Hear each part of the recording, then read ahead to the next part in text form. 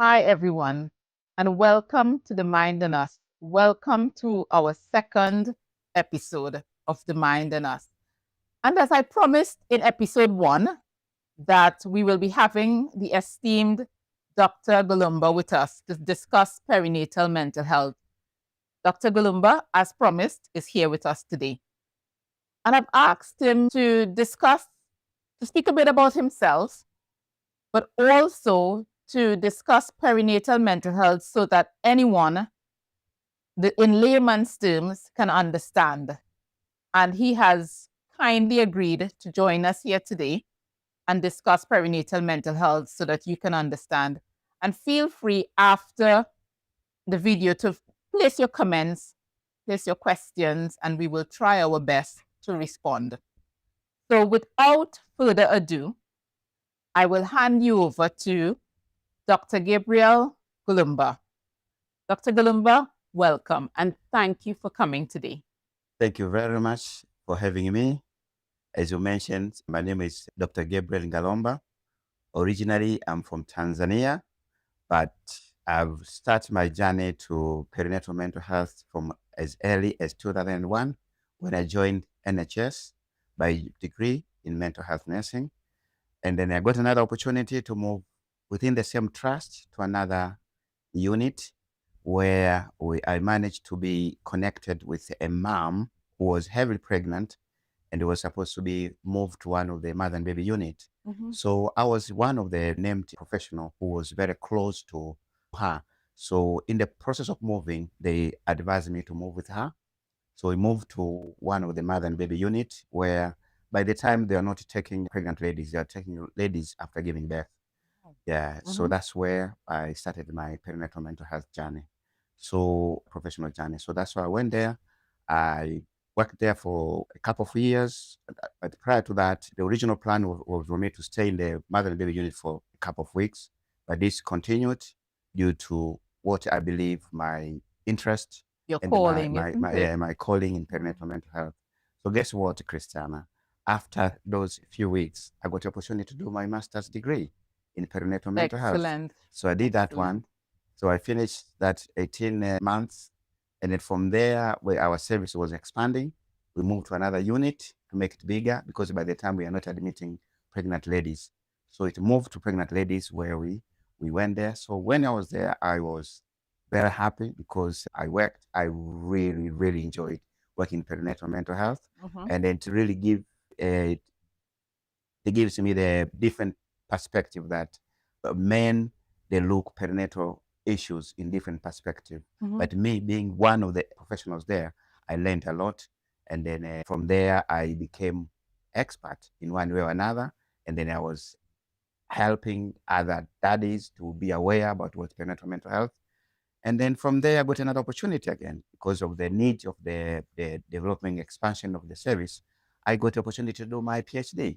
So I did join there, did my PhD for 5 years as part-timer and I managed to It's a do long it. time, isn't Yeah, it? it was really a long Hard time. work, long nights. But I really enjoyed. And Yeah. Christiana, let me tell you one thing. There's something, there's nothing more rewarding than doing your PhD in your field. In the area So that when I you do love. And I know you love perinatal mental I health. love perinatal mental health. Yeah. Yeah. So from there, I moved. I stayed there and I'm managing one of the perinatal mental health inpatient service. That's where I am at the moment. And then I've had a lot of opportunities as well to raise awareness about perinatal mental health. I've worked with various institutions such as BBC. I've been interviewed by various BBC Tanzania, yeah, BBC Tanzania. Yes, and I saw your Yeah, video, yeah, very interesting. I yeah, actually it's saw, you correct. sent me a link to a Yeah, few of your videos. I did. Well It's done, yeah. very It's informative. BBC Swahili, although most of them are Tanzanians, but it was based in London, BBC House, and then it was aimed. There was a section on mental health, so they invited me to do the talks because I speak Swahili. So it was quite interesting for people to be aware about perinatal mental health in general and perinatal mental health in particular in a native language, Swahili, which was quite really interesting because Swahili is spoken by over 70 million Yes, people. a lot of people. So the information went, and then I could get a lot of feedbacks from different people. Some of them Excellent. is high professionals, high people from the political system, the government, they are giving me praises on that. Well So done. thank you. Well I really done. appreciate for you to put me in this platform again, because it's a continuation of what I've It's been our doing. pleasure, Gabriel. Thank It's you. my pleasure as a colleague and as a friend. Thank And you. one thing you mentioned, Gabriel, at the beginning, you mentioned that the reason why you went into perinatal mental health, it was because of a patient. And I remember that you told me that years ago, Yeah. that you followed this patient to Yeah. make sure that the patient was well looked after, this Yeah. pregnant woman. Yeah. And that's how you ended up in perinatal mental health. And I Exactly. found that story so fascinating All right. It's because a very lot good. of people, we go into professions for other reasons. Of course, some people go into their professions for passion as well, yeah? Yeah. But you did it because there was a patient with a need. Yeah. And you wanted to make sure that that patient was well looked after. Yeah. And it was an interesting field for you. You stayed there with the patient for a while. Yeah. And then you ended up really enjoying it. And you said you came with a totally different perspective, because at that Exactly. time, Yeah. a lot of males weren't going into perinatal mental health, isn't Yeah. it? Yeah. Yeah. So you brought that special perspective as a Yeah. mental health nurse, a nurse for a person from Tanzania, which is a Yeah. different, living in the UK Yeah. for a long time from Tanzania, but also the male perspective, which is so important in perinatal mental health. Yeah. Because when we think about perinatal mental health, we think about the woman and the Women baby, only. Yeah. and the men And they tend forget to about get the men. Yeah. forgotten. Sadly, Yeah. I apologize, Yeah. about all the men. Yeah. But it's important for the men to be heard and to get a male's perspective. I do agree with that. Yes. Exactly, because when you talk about perinatal mental health period, it's a mother and dad is supposed to be one thing. So one team in supporting the unborn baby and all the way when the baby is born. So it has to be a bond between the two Mm-hmm. to make sure that they understand each other. Then that's where things become okay. Yeah. Okay, thank you, Gabriel.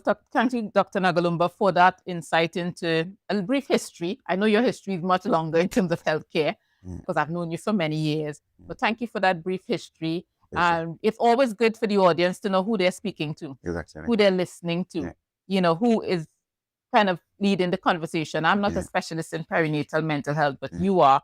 So we are so grateful that you're here. So maybe you want to tell us, for the audience who don't know, what is this perinatal mental health? We know about mental health, mental illness, but not everyone knows perinatal, that, key word. So maybe you want to break down for us, what is perinatal mental health? What is a perinatal mental health problem? I'll hand it over to you. You tell us what you know. Thank you very much, Christiana. When someone talks about perinatal mental health, it's your general psychological well-being. A woman who is expecting a child is supposed to be during pregnancy and all the way a year after giving birth. So during pregnancy and a year after giving, that's the perinatal period. Yeah. Okay, that's interesting. Yeah. So there are a lot of expectations in terms of with the requirement of the textbooks, what a normal mother is supposed to be during, all these three trimesters, trimester 1, trimester 2, trimester 3, the period during pregnancy before giving birth to 29 to 39 weeks. So those 3 trimesters were expected a woman, the first period will be okay. There will be some challenges because the unborn baby is forming in mom's womb. Yes. So that itself has got its own challenges. Yes. But the idea behind it to maintain good health psychologically, physically, and of course emotionally. You can, whatever you may need. Some people, they can make spiritually as well. Yeah. But this condition is that where the normal expectations, where the mom, of course, will have some simple, such as we call it hyperemesis gravidarum. I don't know whether it's basically this morning sickness, where a lot of moms tend to expect it. Yes. But that's quite common. But once it goes to extreme, it can bring some psychological challenges. So that's just one item. There's another aspect is just the general growth of the baby, the anxiety about the mom, whether the baby is meeting the normal pregnancy development milestone. If those challenges happening, they are normal, then it's normal. That's why there are a lot of role of primary professionals, such as the midwives, the general practitioners. They do the normal checks. Yeah. Yeah, to make sure that the mother and unborn baby are aware. But those are more physiological checks, isn't it? part of it. You know, and with perinatal, in terms of mental health, you're kind of thinking more about the mental well-being, the emotional well-being, psychological well-being. Yeah. But the physical part of it, if it's not well managed, can lead into the psychological part of it. Yes. That's why we call some psychological challenges related to perinatal mental health problems. So this is termed as perinatal mental health problems. So when they get into problems, when there's some kind of dysfunction, then we say, you say, this is your specialty, perinatal mental health problems. Yeah. Oh, that's So okay, that makes sense. So perinatal mental health problems is a psychological challenge a lot of pregnant ladies or after giving birth they experience. So some of them, they will have some impact in terms of their emotions. They will have low mood. Others will go as far as having abnormal perception, such as what we call it psychosis. Thought processes abnormal. It's called and it can be psychosis. A variety of things, isn't it? Maybe a variety of things. Yeah. Maybe you want to tell us, give us, I mean, anonymously, give us some examples for people who are out there watching. Yeah. Give us some examples what may be a perinatal mental health disorder or problem, how it may manifest, some signs and symptoms. Yeah. We'll start from as simple as common mental health disorders, because in perinatal mental health, there are two different types. There's common mental health disorders and the serious mental health disorders. The common mental health disorders, they are symptoms like feeling low. Yeah, you know your other half, who is usually active, does a lot of normal things during pregnancy, and all of a sudden becomes low, withdrawn, isolated, unkempt. When I say unkempt, lack of interest of doing things like a tiredness, cleanliness, but I think it basically becomes not bothered. So that so they've lost interest in doing things, taking care of themselves and their personal hygiene. So if we see someone a woman, who is usually well put together, and all of a sudden, not because she's pregnant, but if for the first trimester, second trimester, let's just say we, speculating, she's still well kept, well put together, but then let's say in the third trimester, all of a sudden she's like, not just, we know all women get tired in the third trimester, so we kind of let it loose a little bit, I can tell you that from my own experience. But we're talking here about someone who it's out of their character. Yes. Yeah, it's not just a little, shabby hair or a little, dirty clothes. It's something more significant than that, isn't it? Yeah. So some of the professionals, they tend to pick it up because in England, of course, all over the world, all the moms have to have some perinatal appointments with some of them will not appear in appointment or miss appointments, and then will be unkempt, as I mentioned. Some of them will be isolated. They are no longer in that community they used to be in. And so they're staying by themselves. When we say isolation, isolated, they can be by themselves without being engaging in some activities. So they're not going to see their friends. They're not going. They're isolated. Even their partners, family. Some of them don't even pick up the phones. Yep. So the other halves are the partners now. That's the platform for them to start to pick up those symptoms, which will benefit from our podcast, so that they will learn from that is an unusual behavior, which is with perinatal mental health problems. That's common mental health disorders. Can I just, build on one of the points that you made there? So you said, the partners, they pick up. I mean, it could be a female partner, it could be a male partner, yes. But also, for those people, ladies who don't have any partners, it could be someone close to them who makes a friend. So friends may see, this is significantly out of character for that individual, whatever the sign or symptoms may be. It could be a relative, could be a mom, could be kids. So, a variety of people can pick that up. That's why I call them significant others who are around. So important. As long as they know they are normal. What's the normal behavior of the mom who's expecting, and then to see the shift in behavior, that itself can give a good signal in terms of recognizing the symptoms of perinatal mental health problem. These are common mental health disorders. There's a list of them, which in the later stages I'll be able to discuss one after another. I'm just giving you in a nutshell. So we are going back now to the serious perinatal mental health disorders. So the first one is common mental health which disorders. which is kind of more mild. Mild. Is that correct Yeah, to say? it's a mild, and then it can be severe, but it's within that the affected person has got insight. When I say insight, is aware that something is not right with me. That's called the insight. Yeah. So that's where we are. So that's as I mentioned, we'll really discussing, we'll break down all the different types of perinatal mental health, common mental health disorders in later episodes. Okay. So the second part of it is called serious perinatal mental health problems or severe mental health problems.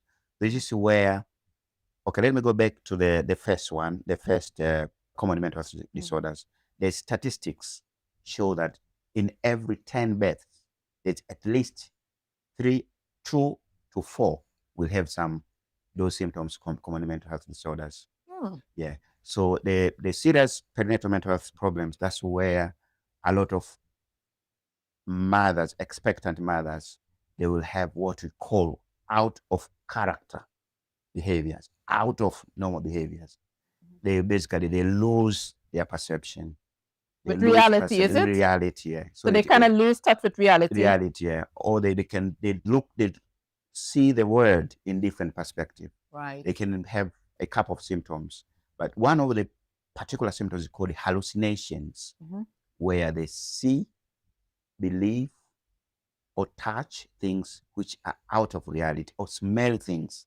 It's called hallucinations. The other one is called delusions, delusional beliefs, where they have false beliefs. They say, my baby I don't have a baby, I've got a stone in my stomach. Yep, I've heard that before, yeah. So they change their perception. Yeah. So these are the key areas. So the onset of the postpartum psychosis, the serious one, or it can come in different way. I'm just mentioning one of them, postpartum psychosis, and then I can narrate it as we go along. Of course, yes. So those are so that when it comes to this, the onset is very rapid. When I say rapid, you see your other half now having those symptoms, and then after 12 hours is a completely different and that's person. The severe in a completely different way. Hence we call it severe perinatal mental health problems. And tell us, Dr. Ngalomba, tell us we'll go back into some of the signs and symptoms in a minute, because I think it's important for the people looking on to be aware of what they can see or hear or feel, depending on if it's someone, around them or the individual that herself. Tell us what, in terms of evidence-based, can cause perinatal mental health problems. Give us some examples of what can cause it. All right, there's no single cause of it, but it's a combination of factors. But they can be broken down into different perspectives. But one of them is called genetics. Where there's human beings, especially moms, they carry what we call predisposing factors. The DNA, isn't it? It's in the system. Their great-grandmother had some postpartum psychosis, and they can travel within the lineage. The lineage can go there.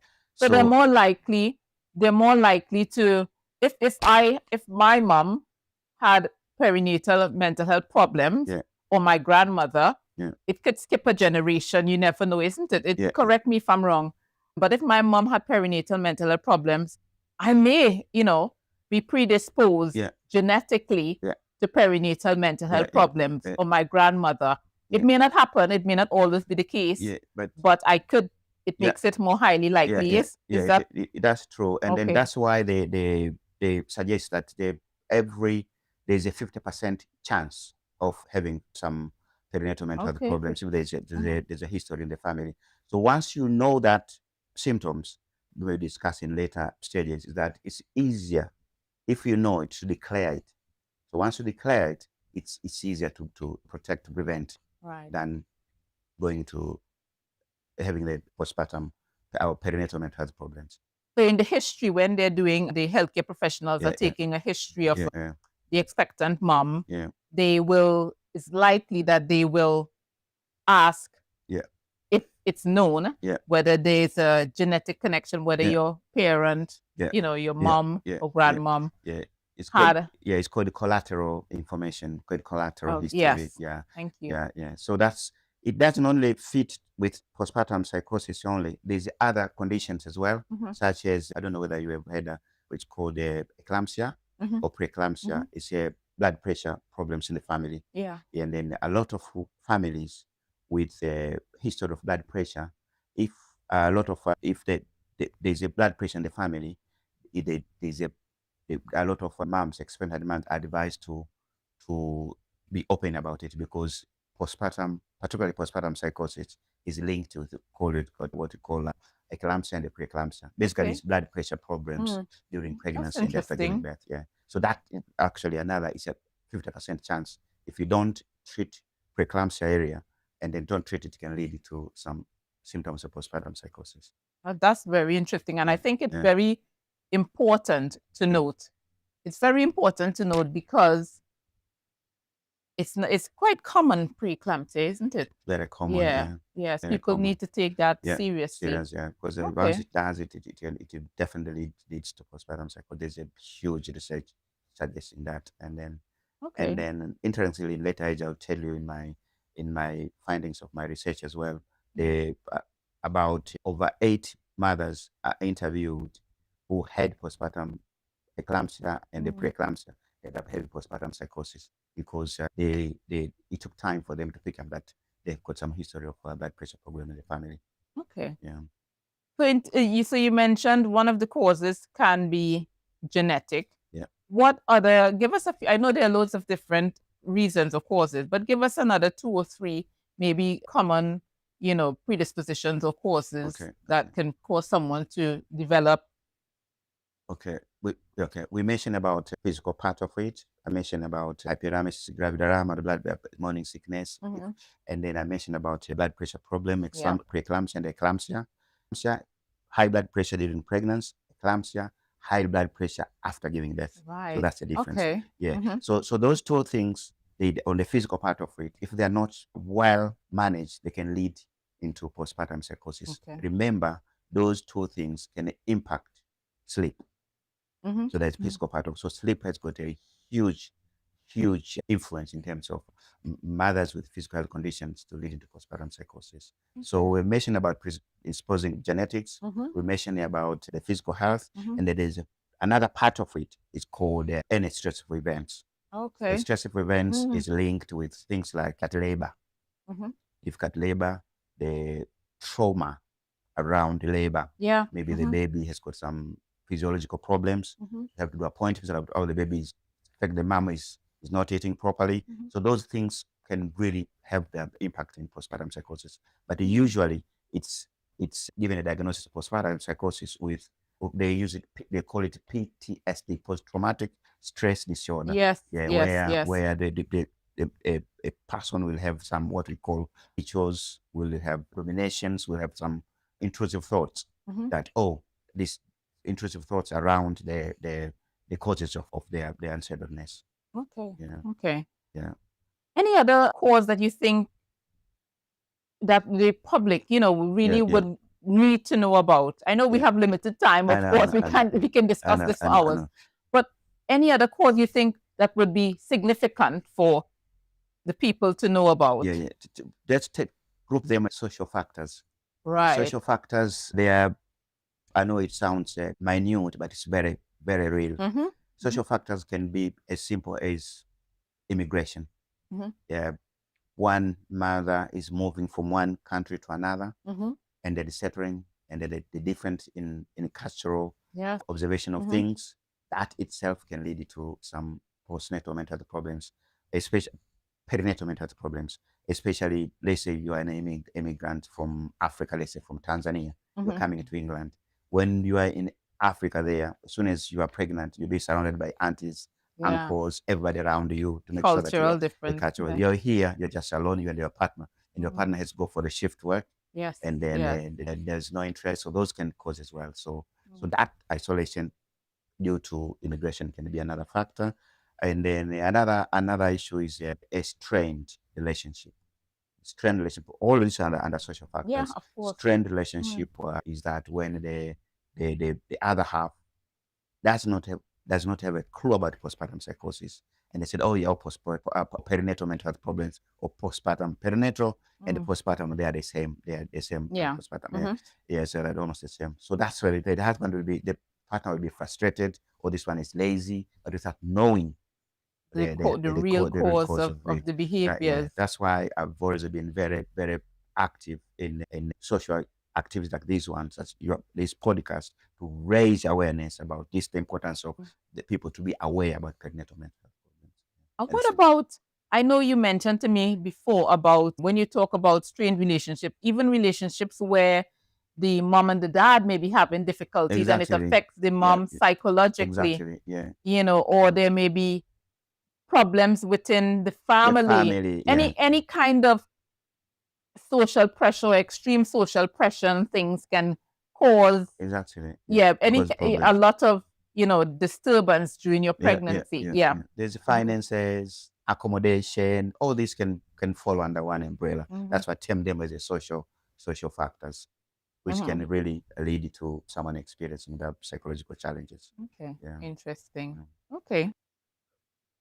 And another cause, which we nearly forgot about it, is around hormonal imbalances, where, during pregnancy, a woman will be developing, there's a lot of physiological changes.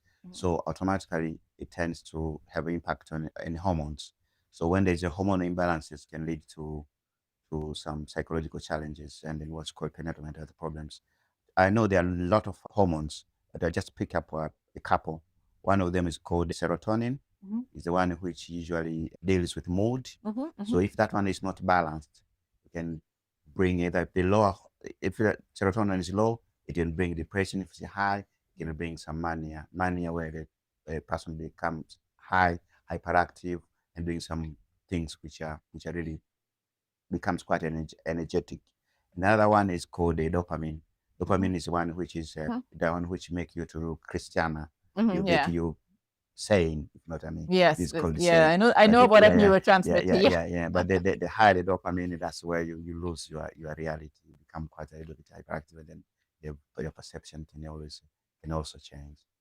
Yeah. I mean, I guess it's similar to someone going through, a woman being pregnant and certain hormones and things, or physiological changes, which some women can develop gestational diabetes. Exactly. So I'm not comparing perinatal mental health problems to a physical, but we're just kind of giving some examples where different things in your body, physical things, hormonal imbalances, can cause problems that you never had before. So a woman may not have had diabetes before becoming pregnant, but due to the changes in her body during pregnancy, she can become diabetic, hypertensive, etc., etc. As I mentioned, that all the hormones are quite disturbed during pregnancy. Yeah. So that can lead An to important point, very important point. And I think one of the most important point is that people understand that it's not the mother's fault. No. She has no role to play in becoming unwell, having a perinatal mental health problem. It usually it's not there's nothing she could have done to it really. True. Sometimes it's just life situation, life circumstances. You may be in a tricky situation, a relationship which you have no control over, which could affect your health during pregnancy and after. As you mentioned, there are loads of different factors. You may have to move for reasons which is out of your control.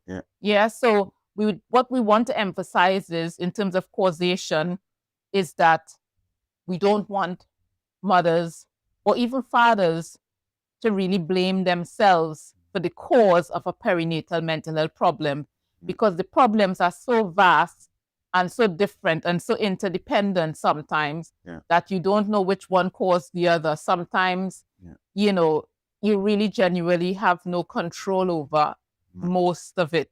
So we want people not to blame themselves if they become unwell, because a lot of moms do blame themselves, isn't it? They do that, especially in some ethnic background. They say mother has got a baby who is different from the expected gender, they tend to blame the moms, which is, I know through awareness and education, that's is diminishing now. Mm-hmm. Yeah, because there's a stereotype somewhere that, oh, a certain gender is important, a certain gender. So Yeah. if you go the opposite gender, maybe different day gender, that can cause a lot of disharmony in the Yeah. community, in the family. Yeah. I just think it's important to round the So causation yeah, up yeah, by yeah, encouraging people to seek help, but not yeah, to allocate blame. yeah. True. Yeah.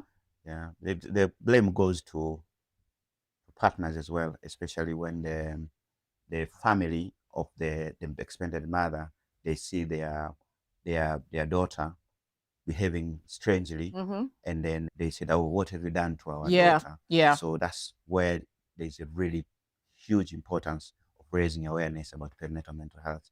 Make Mm-hmm. sure that everyone is aware that it's nobody's fault. It's just the illness which has come and it has got its own treatment. And Mm-hmm. there's a way of handling it.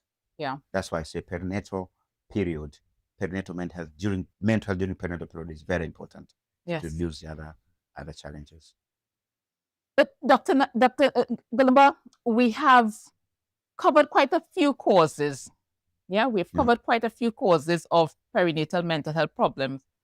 And I know you could go on and on about it. It could have loads of other causes, yeah, Mm, in terms of what the research has found in yeah. terms of causes. However, I think we'll probably summarize and leave that there for the minute. For the next episode, we can probably elaborate a bit more.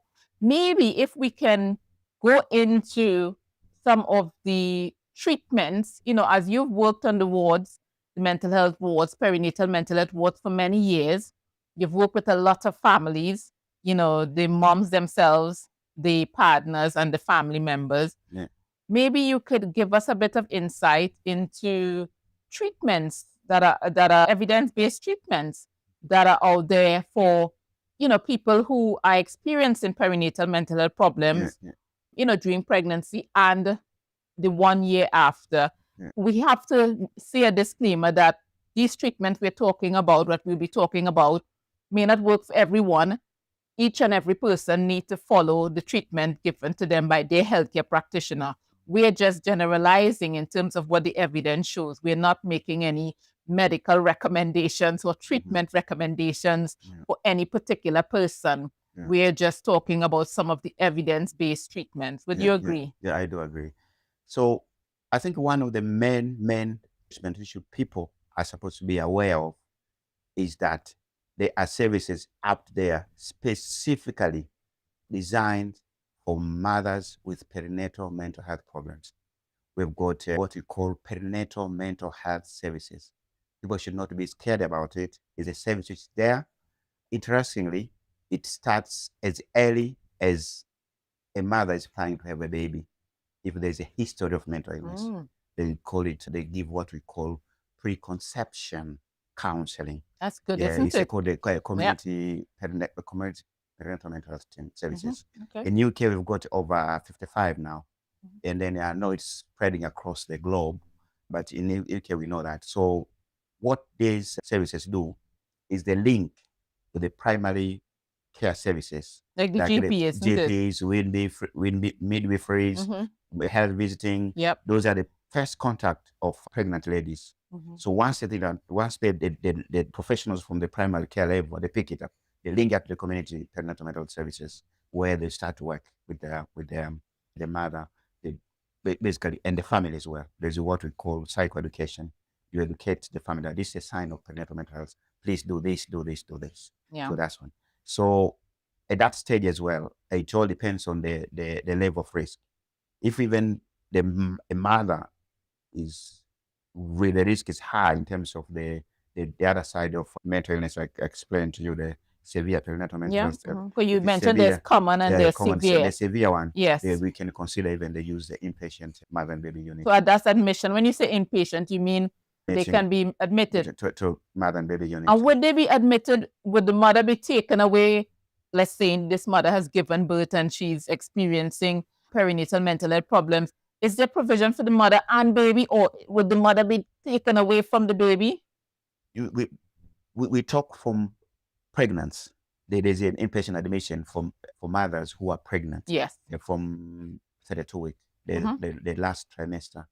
Yeah, and then the idea behind the mother and baby units is to treat a mother and her baby in a very supportive environment. So the baby is there. It's there. What we want to reassure, and you can reassure us, if someone is experiencing, I guess I want to emphasize this for the public out there, because Dr. Ngalomba, people will be thinking who don't know about your services. They will think, if I were to go and seek help, someone would rip me away from my baby. I'm talking about those mothers who's already given birth. It's different if you're pregnant, because you don't have that same fear. Does that make sense? But if you've given birth and you start to have like postnatal depression, etc., you want to reassure them that their babies, and correct me if I'm wrong, because this is your specialty, the mother will be admitted with the baby. Is that true? Yes, it's a setting. It's in the UK. We've got around 22 mother and baby units, and they are purposely built. It's a home-like. It's they mimic home environment where mother and baby will be in the same room. Of course, they've got their own cots, and then the baby will be having a cot, and the mother will be in the bed. There will be support around. It all depends on regardless, no matter how risky the situation is, the mother and baby will be supported to make sure they are safe, and then they are well supported to make sure that period is observed and the mother is receiving appropriate treatment. So that awareness of the perinatal mental health services. So as you reiterated earlier on, that it's really important that mothers out there should not be worried about these services. The services are not there to take your baby. The services are there to support you. Yes, to relieve the baby. Of course, the partners as well.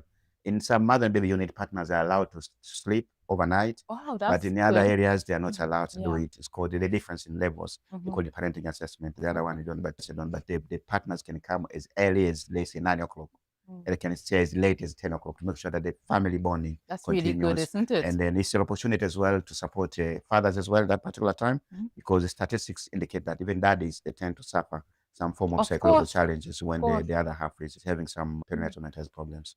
So that's one part of the awareness and the available services. So the key people here, I reiterate again, the primary professionals. So as a mother who is experiencing those symptoms is encouraged to be as open as possible to the professionals that this is the situation. This is where collateral information is it as well? Because if they say a mother has got a history of postpartum psychosis, we've got what we call prophylactic admission. Yes. You admit a mother, even if it does not have a symptoms of perinatal mental health problems, so that period, usually it's up to 12 days, the onset of it, between day 1 up to 12 days. If it's passed over without postpartum psychosis, we discharge a mother from the inpatient, is supported by what we call community perinatal mental health team. That's where the mother is looked after up to 12, sometimes up to 18 months, to make sure that they go through the perinatal period safely. And the prophylactic, just to emphasize that word for members of the public, prophylactic means it's a kind of a prevention before the event happens. In layman's term, it's, for example, before the person, as you said, if they have a history or predisposition to a perinatal mental health disorder, and that's been captured in the assessments, etc., they may, not everyone, but they may decide, the healthcare professionals and the expectant mother, to have a short stint of admission or community support before even any signs or symptoms have started. That's true. Interesting. The interesting part, which is really good in NHS, especially England, I think, I guess in other parts of Europe as well, the West as well, is that even during antenatal period, where there will be obs and gynecologists there's a link there. If there's a obstetrician picks up that there's a history of perinatal mental health problem, they tend to liaise with the community mental health team to make sure that this person is supported, and they are given really good. There will be a pre-birth plan, and then we explain the family. We explain to the mother that this is the situation. You've got a really history of postpartum psychosis. There's a 50% chance of you relapsing. These are the services available. It's just where prophylactic admission comes in. Okay, so we've spoken about, in terms of treatment, we spoke about the services. Yeah. Did we speak about the community services that's available? Can we touch briefly on the services in the community that's available? So if someone is not admitted to the ward, to the unit, we spoke about the perinatal mental health teams, community teams that are available. Services, and just touch briefly on what would happen potentially in the community if you were to say I'm suffering from or I'm experiencing perinatal mental health problems, and you go to your GP and they refer you to one of these community teams. What usually happens? Just give us a little flavor. It's basically it's a setting. It's basically it's a community perinatal mental health team. It's composed of what you want to see: the doctor, the perinatal consultant psychiatrist, perinatal doctor. There will be junior doctors. There will be a lot of nurses. There will be health visitors. There will be psychologists. There will be midwives. Basically, a multidisciplinary team yes. in your own setting, yes. home setting. Yes. The only difference that you get all the services at your own doorstep. You don't move to acute ward. Yeah. And it all depends on the acute mother and baby unit. And then it all depends on the level of risk. The risk is low, and then the management can be managed in the community. We do that. We had a NHS long-term plan 2019. Yes. That's where we increased a lot of community perinatal mental health services. Yes, I've read that. Yeah. So that's one of the areas we try to treat mothers from home in their own home environment. That's one of the objectives, one isn't of the it? objectives, yeah. This goes hand in hand with the role of family, which is part of treatment as well, where the community professionals will give what we call psychoeducation about the perinatal mental health. This is a condition. Psychoeducation can happen during pregnancy, even before deciding to have a baby. Yeah, so that's like basically we bring the family together. Guys, this is the situation, this is what to do for the psychoeducation. The psychoeducation, just to break it down, it's a process by which professionals or people with the knowledge, with the evidence-based knowledge, they teach or they support people to understand it. Yeah. Kind of similar to what we're doing in a sense. Exactly. Help them to understand at their level. Yeah. So if someone has a degree in something, you speak to them as if they have a degree. If someone doesn't have a degree in that particular subject, you break it down to how they can understand. And because not everyone has a PhD in perinatal mental health. So so that's what psychoeducation is. Will you see? Yeah, exactly. Okay. That's the one, because the whatever we do, we expect the family, a professional himself or herself cannot support that woman.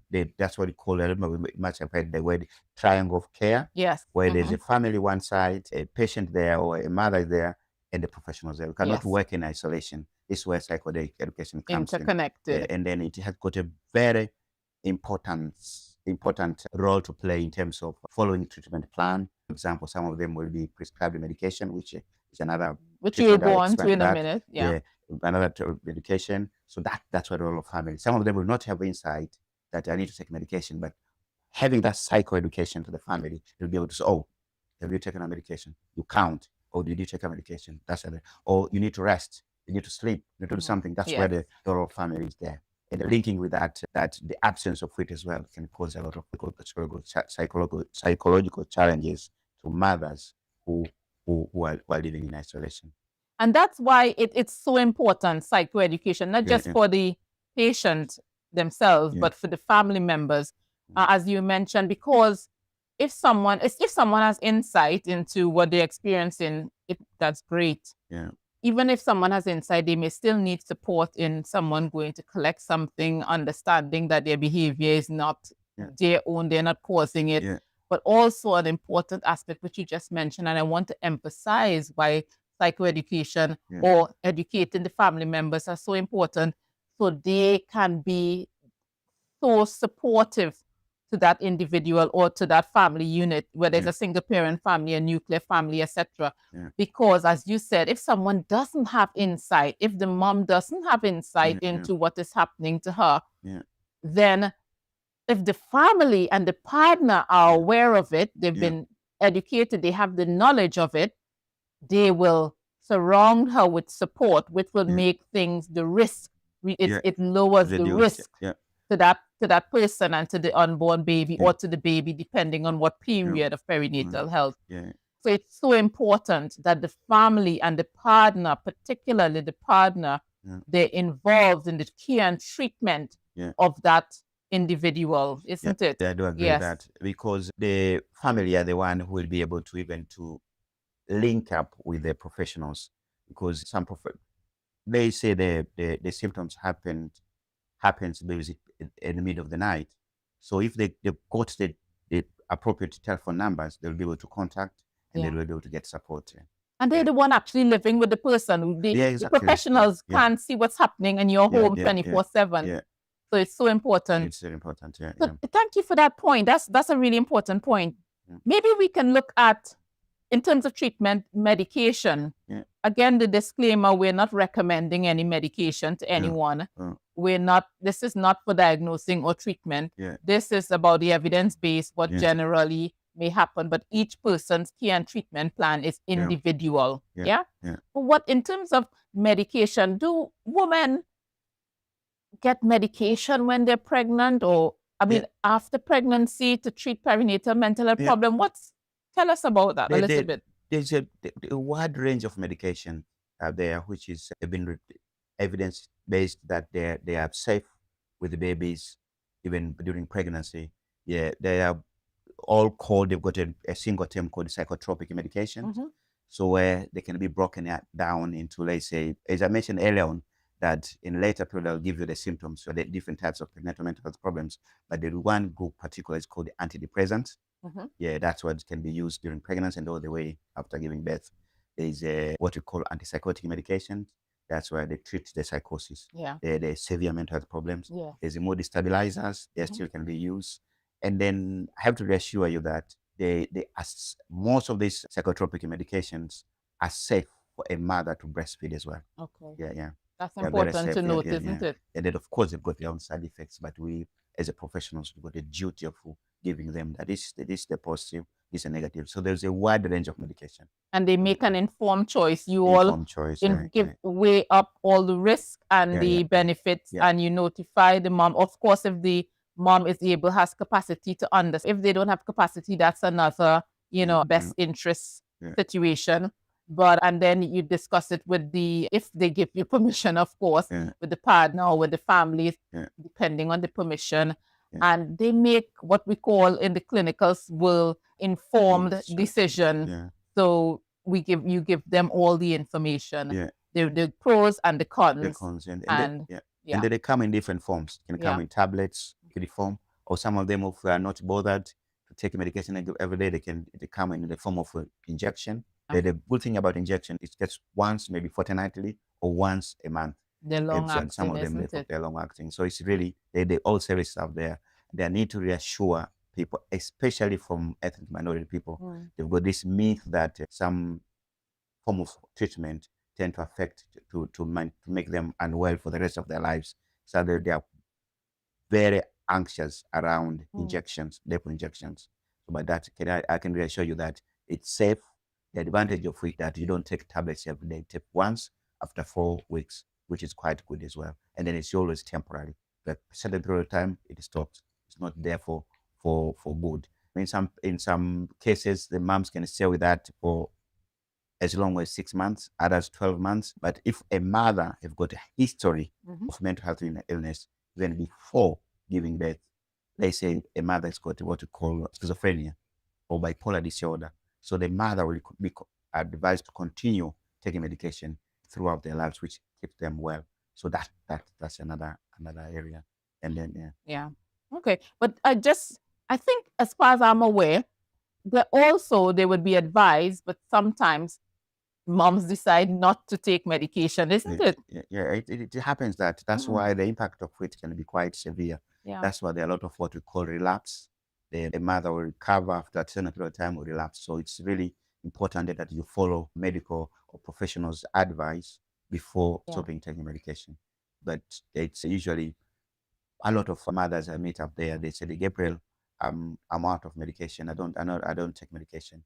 So that's understandable, because they have fully recovered. They follow the procedures. I know there's some side effects. A lot of people are worried, but it's better to have those minimum side effects and becoming unwell for the rest of your lives. And potentially harming yourself and your baby. And they remember there's a bond. Mother and baby bonding is very important for the mother. So if a mother does not give a baby proper bond, so that itself can have an impact on the baby as well. Because, every 10 babies who are born without attachment with the mother, at least 2 or 3 of them will have some psychological challenges. That's what the research shows, isn't it? Yeah. So it's really important to maintain that bond. Hence, there's a mother and baby unit, there's a perinatal mental health services. There are a lot of services out there. That's really good. I mean, I think that's really supportive for, and I would think if for the people out there listening, really good for people to know that there's so much support available, a lot of support, which is very important. And not just support for the mom, but support for the partners, support for the baby as well. It's super important. And in terms of just to emphasize, the medication would be individual. It would be your healthcare professional would look at your history, look at what has worked for you in the past, or if you have never had medication, it will be a proper, thorough risk assessment, and a clinical decision will be made. What may work for one person may not work for the other person. Okay, excellent. Any other form of, just touch on, what about in terms of treatment and support? Treatment for the individual. So we spoke about medication as well. Family support. Family support. Yeah. Is there anything else you think we haven't covered that? I know there are lots, And I know there are that's important that we can mention today. I think taking to a lifestyle, ensuring healthy eating. Yes. Healthy eating is very important. Rest is really important, especially when deprivation is really important for the individual to be encouraged. Even without pregnancy, sleep deprivation is bad, isn't it? It's quite bad. Yeah. So those are the areas which a lot of people they're encouraged to go about. It all goes back to the psychoeducation. If the family are aware what to look at, they will be able to support the other halves, so they're not overloaded by stressors. There are things like finances, being overworked. Maybe the mother has got a cesarean section. We know that they need to rest and do all this kind of things. There's one thing which I didn't touch earlier on, is around the when it comes to postpartum psychosis and what we call jealousy. Jealousy. I don't know whether you're during a postpartum psychosis or just a pregnant lady after giving birth. There's a period they will have intense jealousy towards the other half, think that they are doing things behind their back. Oh. So that itself is quite severe. The mom is jealous of the partner. And they are vice versa. The partner can be jealous of them on the baby as well. That's it's really interesting. I've heard the bit about the partner, for the partner being jealous of the baby, taking their space. Okay, let's break down. But I have heard the opposite. Let's break down from the mom first. That's interesting. The mom has had a relationship with this father for years, became pregnant, given birth, and then now there's some physical needs the mother cannot provide to the baby. I think you know what I mean. Cannot provide it. Of course. So that can. So if they say the father is going to the pub, the mother can develop. Oh, this one is going somewhere.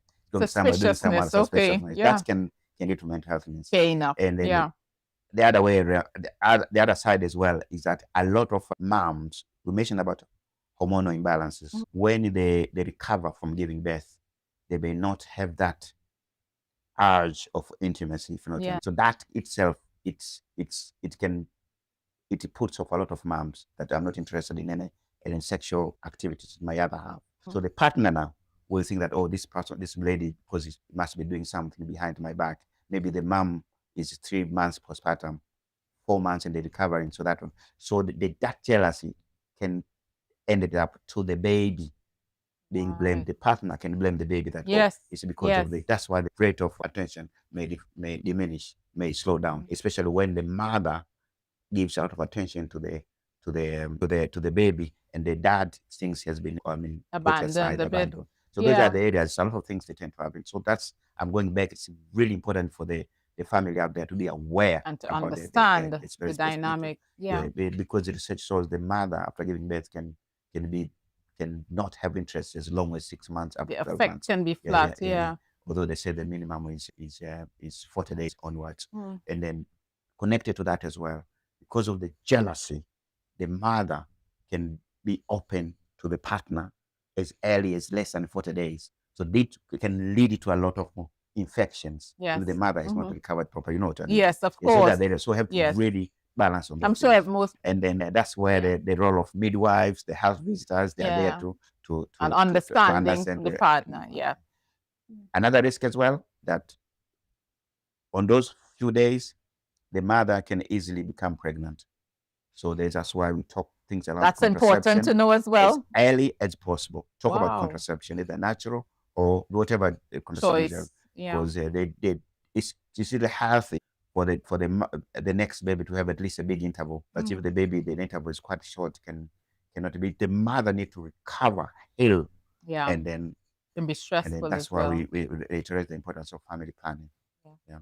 That's interesting, actually. That's very, very interesting. And I'm sure the public found that discussion quite interesting. You know, and there is a lot of research has shown, partners, people separate a lot after a mom gives birth, because of this. I'm just going to put it into, as your words, jealousy situation on both sides of the coin. But yeah, that's a food for thought.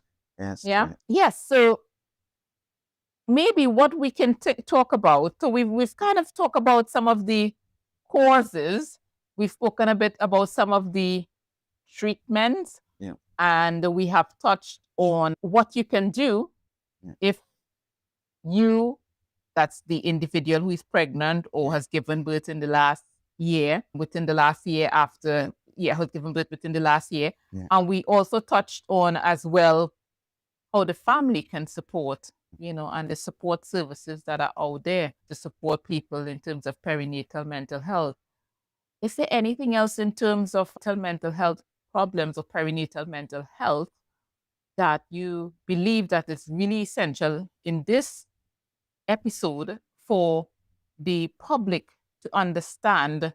Is there, you think, you don't want to miss it before we to the other episode? Thank you very much for giving me this opportunity again, Christiana, because I cannot reiterate the importance of cultural awareness of certain things during perinatal period. Is very important. When I'm talking about culture, there are some symptoms.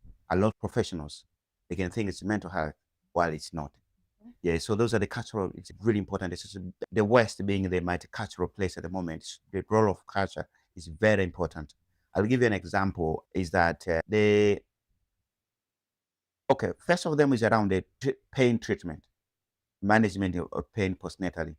A lot of mothers from different ethnic background, they've got their own way of managing pain postnatally, the physical part of it.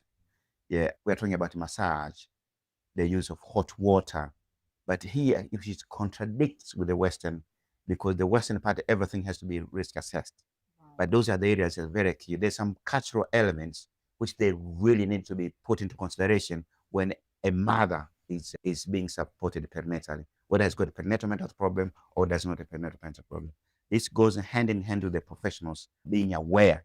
And then, there's a lot of educations out there. That's one thing I can reiterate the importance of it. And then even come to symptoms as well. Some people from ethnic background, they describe their psychotic episode in a physical health way, in English, in a professional language, they use psychosomatic fashion. Say that my head is coming out, my head is coming out of my body. That's they use a physical description for what is psychosis. I've got a severe pain on this end. And then those are things that really we need to be very mindful around that area. I cannot reiterate the importance of understanding people's cultural beliefs and the way of treatment. There's some psychological treatment as well.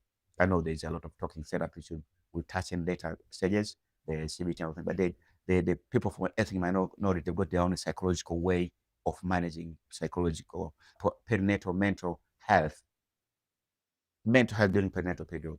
There are things like 7 days prayers. They do 7 days baby naming ceremony, or 40 days of taking the hair babies. Those are things that are key to that particular part of person. Yeah. That's where the psychological part of the treatment is there. And it's not only medication, there's other therapies as well.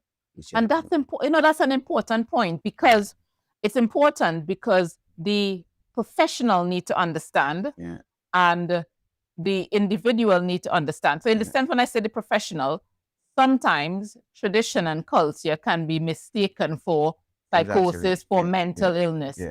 So, for example, someone in someone's culture, Asian culture, African culture, it different cultures, ethnic minority cultures, Western cultures, people do different things. There's so many cultures all around the world, in all corners of the world. It's true, yeah. And when you're in a particular country, the healthcare clinician, if they're not from your background, or they're not aware of your background, or they haven't done a proper assessment which incorporates cultural beliefs, cultural traditions in relation to pregnancy and perinatal mental health, then sometimes you could be labeled as having a perinatal mental health problem when you're not actually experiencing that, because they may believe that your prayers or your tradition is actually a manifestation of a mental health disorder. And it may not. It may be, but I guess the point we're trying to bring home is that a thorough assessment is really including not just the physical and all those sort of stuff, including culture, diversity, traditional beliefs of whatever that person's background is from, particularly if the individual is not what I'm saying. I'm not talking about being born in a country. You can be born in a country but have your traditions. So a proper assessment is important, so that the professional and openness by the patient and their families are important as well, so that the professional can understand, hey, in this person's culture, they pray for 7 days. So when you come and you tell a mental health nurse or psychiatrist, I've been praying for 7 days, they won't say, oh, hyper-religious, psychosis, because these things can happen. Exactly. And you can be treated when you don't need to be treated. And vice versa. You could actually have a mental disorder and the family members think, they may believe you're possessed by a spirit. So you see, there's flip sides. They may think it's just a spirit that has possessed you because you probably gave birth, you're pregnant by the wrong person. These are cultural beliefs. Or you went to the wrong place, or those sort of stuff. So on both sides of the coin, openness, honestness, discussions about cultural belief, identity is super important to inform treatment and care. Isn't it? Yeah, it is. Because I remember there was a couple of incidents because where I'm from, we have got Christians and the Muslims. So I'm well aware about the Islamic culture, the Muslim, so they are the way of believing things. The couple of moms, they've got a tendency when they drink, they reach, I think they correct me, audience, if I'm wrong, is that a lot of Muslim people, when I think there's a part of Quran which suggests that when you drink, you have to be as close to the soil as possible. When you drink water. Drink water, apologies. Yes, of course. So there's an incident one, this particular mom, everyone was drinking, will kneel down, and then there was a documentation that presented symptoms of psychosis as evidence by kneeling down. So those are the small details. Yes. But the impact of which is they say the mom cannot express herself, will end up having medication increased unnecessarily, or being given antipsychotic medication while she's not psychotic. Of course, So of course. Or, and as we said, the flip side, you can have a mom, experiencing psychosis, and the family take her to the imam or the priest or etc. And it may not be normal. It may be, we just giving examples. It may actually, they may need to go into the health services and actually get treatment. And then the evidence suggests that, especially when it comes to postpartum psychosis, the earlier you pick the symptoms, the quicker a mother recovers. Yes. And then statistics show again that if a mother has got severe depression, if it's not treated, can lead into psychosis episode. That's why depression, they've got psychotic depression. So those are the areas. So yes, the role of the family. That's why I'm going back to the importance of psychoeducation. That every family, they know their other halves or their daughter are the limits. If they go to church 10 times, they're normal. That's not normal. If they go to the mosque 20 times, they're normal. That's not normal. So that's where the important information about the triangle of care, the importance of the family in in the treatment as far as perinatal mental health period is perinatal mental health problems are concerned. Wow. Well, we've covered a lot. We've covered a lot. Yeah. And I want to firstly say, before we touch, I want you to touch briefly before we close on your PhD research and how it links. Just briefly, so that the audience can understand what your research. Maybe you want to tell us at the end where we can find your research. Even though someone may want to reference your research, but we've touched quite a lot. And I want to, thank you very much for your time and for coming. And the topic is so important. And one other point which I've picked up recently, and I saw quite a lot of coverage on, is perinatal mental health in prisons. This is an area where perinatal mental health wasn't a major focus. But now in the UK, at least, I'm not sure about other countries, perinatal mental health is expanding their treatment and care to the prisons, and it is really being seen as a significant. They're really investing in perinatal mental health, for the prisons. I think it's such a great thing. I think the prison service, the women in the prison, we don't want them to be forgotten as well. So I just wanted to put that point in there, because I think it's a new, not completely new, but more investment. And it's really expanded. It's all started from 2019 NHS long-term plan, where they looked in every areas of improvement. So the prison was definitely forgotten, but at the moment, everyone is aware that the mothers as well in prison need care as well. No matter what their crime may have been, they're serving their time, but the baby has committed no crime. Exactly. So but so let's close in terms of, tell us a little bit, Dr. Ngalomba, tell us a bit about your PhD research.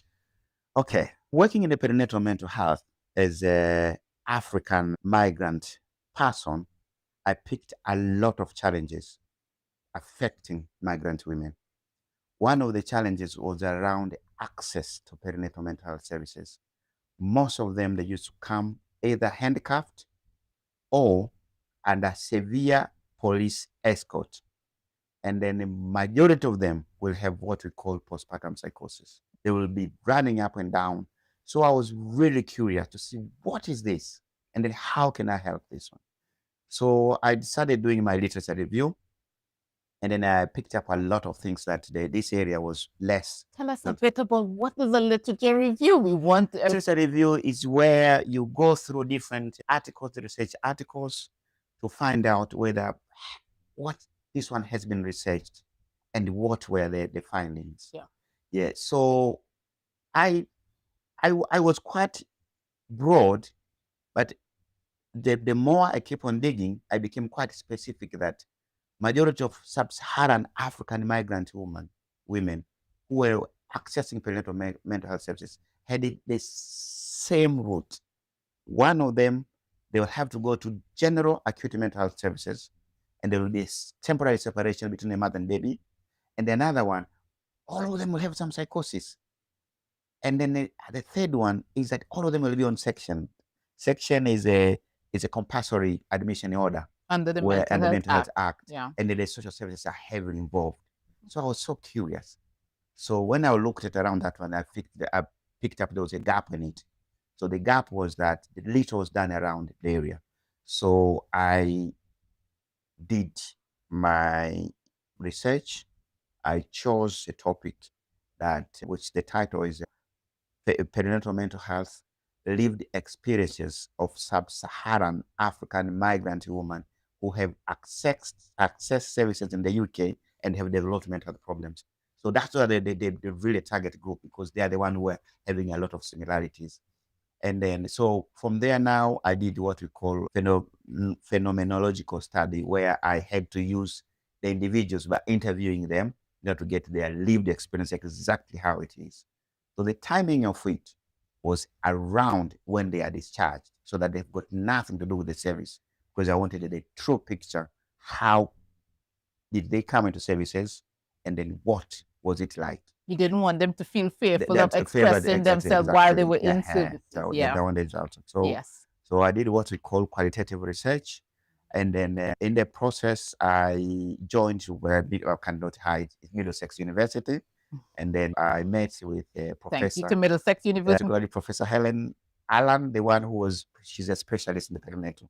So when she saw the topic, she jumped. She said, Gabriel, this is the topic. So that's what I did. I started as early as 2020, I think. 2020, I started to do that research. And then I went through until 2024 when I finished it. But because of minor corrections, I delayed last year, and then I totally completed this year. And then although I was awarded the doctorate degree since last year, but I had to wait until this graduation. So the findings around that from the 12 sub-Saharan African migrant women, there are a lot of similarities. One of them is the issue around culture, where the their perception of things was quite different. And some of them, although they were termed as psychotic, they were not psychotic. They were just upset at that particular moment because the way they were handled by the system. That, oh, this tick the boxes from us, leaves alone, is shouting, is doing all things, has got the postpartum psychosis. So some of the things as early as shouting with the neighbor who was making a loud music while this lady has got 3-4 days. So when I shouted back, so please don't do that, the person called the police, and the person ended up in the services. That's one side. And the other areas is around the fear of the services, and then the stigma. Culture and the fear of stigma. Fear of stigma is that a lot of people from ethnic minority, they don't believe in perinatal mental health or mental health in particular. So once they know this person has got some symptoms of perinatal mental health, they tend to be isolated. So because of that stigma, people tend to hide away from the services. And that's why we're breaking the stigma here. Yeah, breaking the stigma, yeah. So the other thing is lack of awareness and the professional lack of sensitivity. That was really a key one. There was one particular, a couple of moms who developed what we call preeclampsia, blood pressure issues, and they later ended up having eclampsia. Basically, it's a blood pressure problems, but the treatment and the medication differs in terms of the ethnicity. There are certain blood pressure medication you cannot give to an African person because they are not helping. One of them is, I can say, propanol. So they said those are the anti-hypertensive medication. So because of lack of awareness, I give those medications. So that's what the severity of the preeclampsia went higher. It led to postpartum psychosis. It was as simple as go to the research. There are certain medication, blood pressure medication, does not work to people from ethnic minority. So that's the issue around the cards. And you mentioned that earlier, didn't you? You mentioned about the high blood pressure and getting treatment earlier. That is so interesting. And another thing is a lack of sensitivity goes hand in hand with the lack of professionals' curiosity to get the collateral information. We go to one particular mom, had postpartum psychosis in the past through when the person was in Africa. And there was about 7-8 years gap. But someone did not have curiosity to find it. If you had a mental health problem in the past, if the person has mental health problem in the past, you do what you call prophylactic treatment. That did not happen. You mentioned that as well. And then there is a 50% chance of every mom who has mental health problems will always relapse if no attention is being done. So my take from that, and during antenatal period, that will have been picked up, followed it all the way throughout. These mothers, not only one, will not have had mental health problems. So there are a lot of the fear of racism as well. Fear of racism because the NHS, the way NHS is set from 1948, is set towards certain majority background. But the influx of people from ethnic background as well is not helping because there's a lot of changes need to be done to make up to accommodate the needs of people from ethnic minority. So most of them, the mothers who have developed postpartum psychosis, that would have been dealt with earlier right from the beginning if the mental health services were aware, were cultural sensitive, and they're less okay. I don't know. I hate to say the word racist. Less racist in terms of the I think we're here being open and honest, and there are loads of reports which have emphasized culture of racism in various institutions. So I think those are your findings, and those are your findings. And I think one thing we need to emphasize, which you mentioned, because I've read your thesis, you mentioned, which you just mentioned, is that the system was built for a particular culture and it hasn't completely or sufficiently evolved to accommodate other cultures. So that's why you have this fear of the system, because there's a history, there's a history of ethnic minorities being treated in a different way. And the NHS has admitted in some of their recent reports. So that's your findings, and that's your findings. I know you hate to say it, but your findings are your findings. Yeah. So there are a lot of recommendations. So one of the main one is around it, of course, the awareness, the professionals being aware of the cultural issues. It goes hands in hands with the pregnant lady being comfortable with the professional whom he or she is going to support her to give birth. There was a couple of scenarios that some moms from ethnic minority, they were supported by mothers by midwife from majority background who have never helped that mother. They've never supported a black lady to give birth. So as soon as they saw that baby is coming, of course, a different color and other stuff. So that professional, that midwife, tend to panic and they just lose that concentration.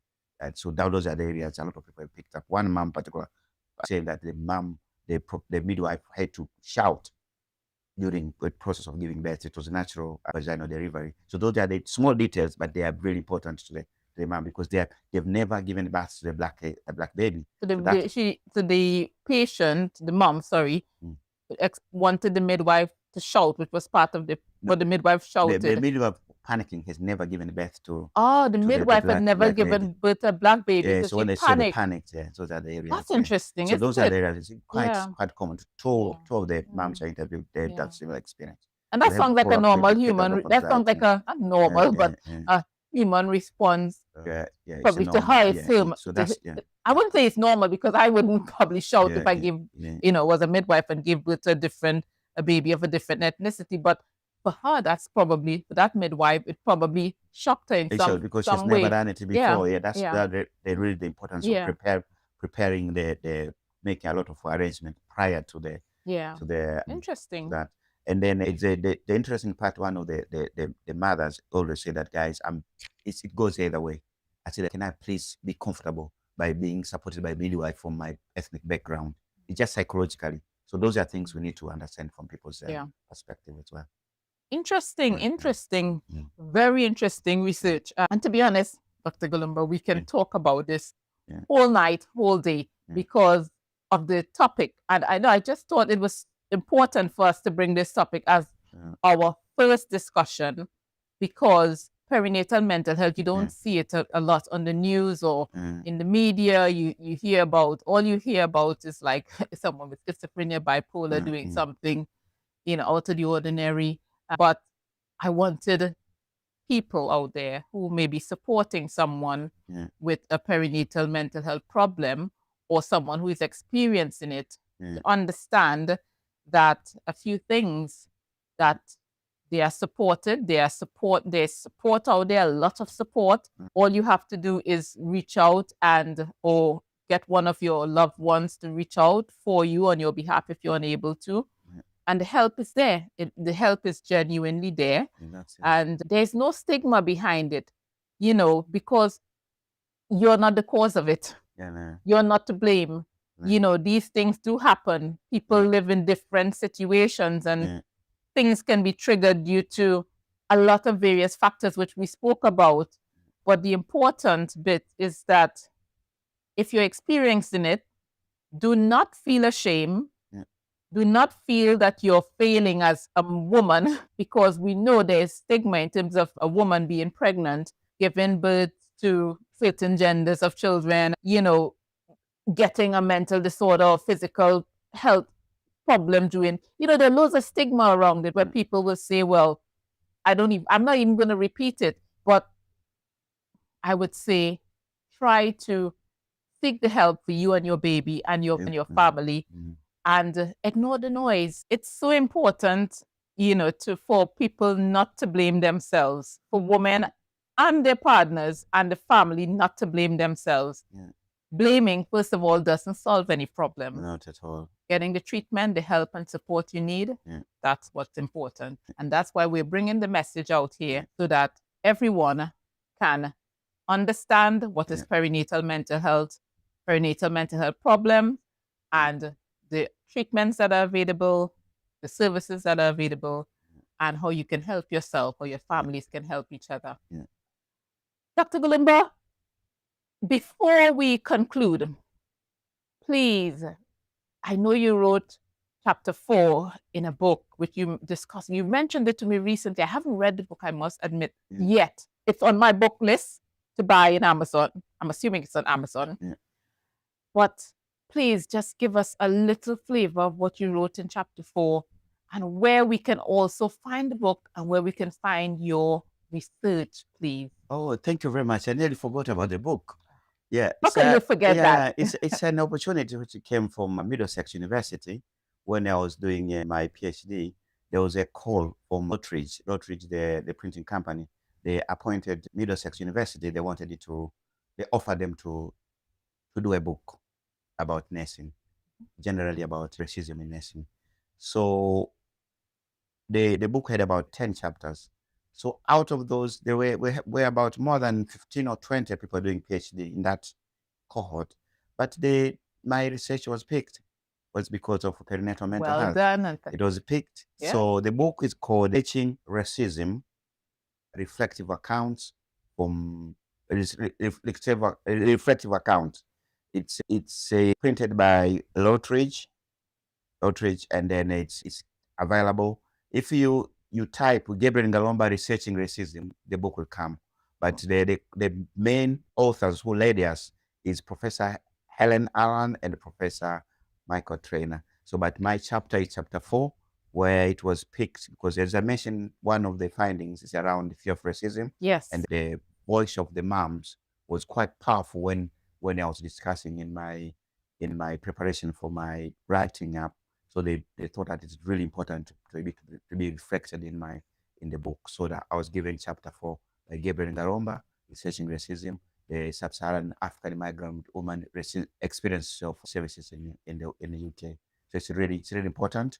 And in terms of where to find my research, and the book as well. Where's that book being sold? Anywhere. You just Google it, Google researching racism in nursing, write my name, it will come. Okay. And then, but the main authors was Professor Helen Allen and Michael Trainer. Okay. So that's one. But if you do that, that's easier. You can find it. It's readily available. You can have that one. And in terms of my research itself, if you go to Google, just write "Lived Experiences of Sub-Saharan African Migrant Woman" by Gabriel Ngalomba, you'll see the highlights of it. But the proper research will be coming in the next few months. But those people who have got connection with the Middlesex University, it's there in their website. They can access, but it will come through.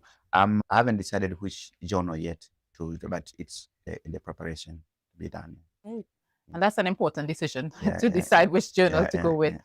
So, Dr. Ngalomba, thank you very much for your time and for imparting your knowledge around perinatal mental health problems.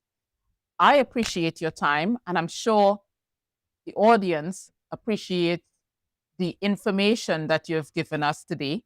And hopefully, one conversation at a time, we have helped someone to understand this particular mental health concern or issue.